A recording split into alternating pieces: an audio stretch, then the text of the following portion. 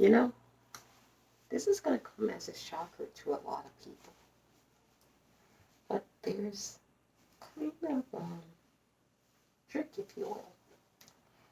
And it's pretty simple. There's like a lot of people on the planet. And we run into, oddly enough, strangers, people we don't know, people who don't know us, and we don't know them. And here's a little simple trick. It doesn't work for everybody, because there's some weirdos and psychos that are so far beyond the pale that you just hope you don't run into them. And it could be anybody. You never know. I digress. Here's a little simple trick. Say, for instance, simple thing. You're working. You're a nice, sweet, young, up and coming barista. And somebody walks into the store, your cafe, your employer, your place of work. They come in just like me, looking sharp, high fashion, as the kids would say.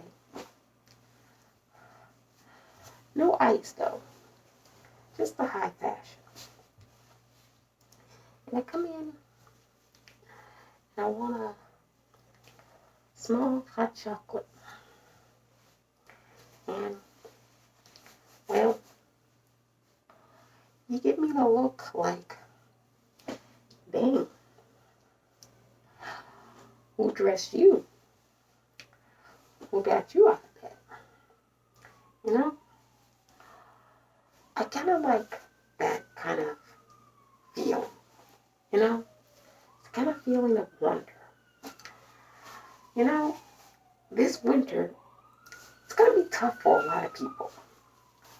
It's going to be just difficult.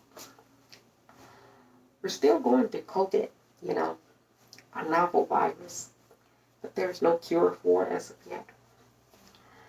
This is the first time that's happened in, well, at least a century, maybe even more.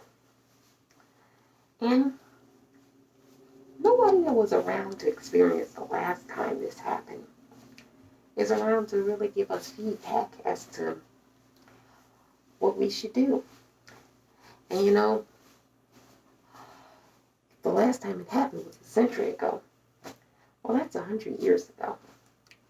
And I gotta think that while we might have regressed in our thinking, we've progressed in our technological advancements. 100 years ago, they couldn't have thought to do this in their wildest dreams, what I'm doing right now.